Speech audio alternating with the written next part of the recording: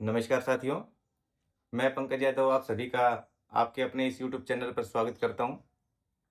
हमारी ये छोटी सी फैमिली अब धीरे-धीरे एक बड़ा परिवार बन रही है।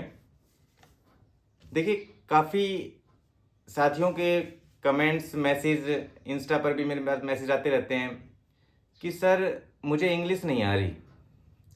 मेरा कॉन्फिडेंस आ ही नहीं रहा कि मैं इंटरव्यू पैनल के सामने किस तरीके से उसको फेस करूँगा या करूँगी। क्योंकि अगर वो इंग्लिश में पूछेंगे तो मैं जवाब कैसे दूँगा? तो देखिए, मैं अपने खुद के एक्सपीरियंस से बता रहा हूँ। देखिए, हम सब ज़्यादातर लोग जो हैं नॉर्थ इंडियन लोगों की बात करता हूँ।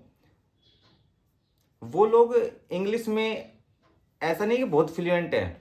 जैसा आप बोल पा रहे हैं ना, ऐसे ही 90% लोग ऐसे ही बोल रहे हैं। मैं अपना खुद का एग्जांपल दूँ तो मैं जब पैनल में बैठा हुआ था तो मैं भी कोई अंग्रेज नहीं हूँ। ये सच बता रहा हूँ, मैं झूठ नहीं बोलूँगा इस पे। मैं भी कोई अंग्रेज नहीं हूँ। मैं भी नॉर्मल इंग्लिश बोलता था। ठीक है, समझ गया सारी बातें, थोड़े बहुत बोल लेता था। कुछ शब्द बोल लेता, कुछ हिंदी में, कुछ इंग्लिश में, मिक्स सा कर लेता था। फ्लुएंट इंग्लिश तो मुझे भी नहीं आती।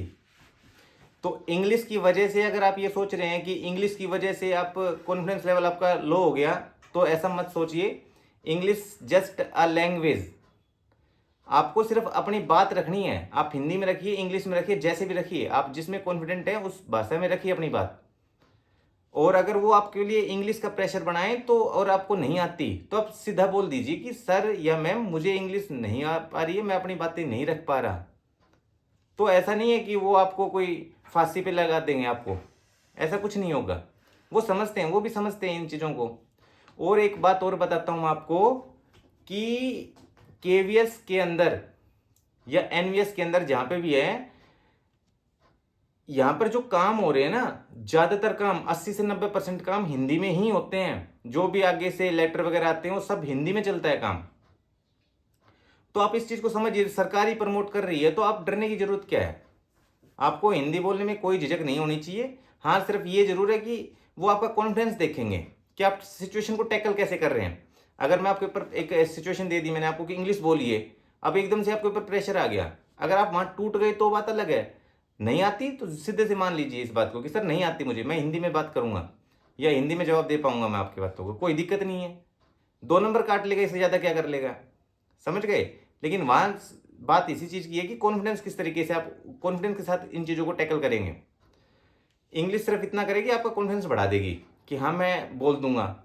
और अगर नहीं आती है तो आपका कॉन्फिडेंस थोड़ा सा लो हो जाता है। तो उस कॉन्फिडेंस को लो मत होने दीजिए। जो आपको लैंग्वेज अच्छे से आती है उसी लैंग्वेज में अपनी बातों को रखना सीखिए। मिरर प्रैक्टिस कीजिए, इससे आपका कॉन्फिडेंस आएगा। और जो लैंग्वेज की बातें आप बार बार कर रहे हैं कि लैंग्वेज नहीं आ रही, लैंग्वेज की दिक्कत है, लैंग्वेज की दिक्कत है, वो दूर हो जाएगी। ठीक है? तो इसी तरीके से मैं आप लोगों के लिए नए नए वीडियोस लेकर आता रहूँगा आपकी प्रॉब्लम्स के ऊपर। और मुझे उम्मीद है आप इस चैनल को शेयर सब्सक्राइब जरूर करेंगे। Thank you.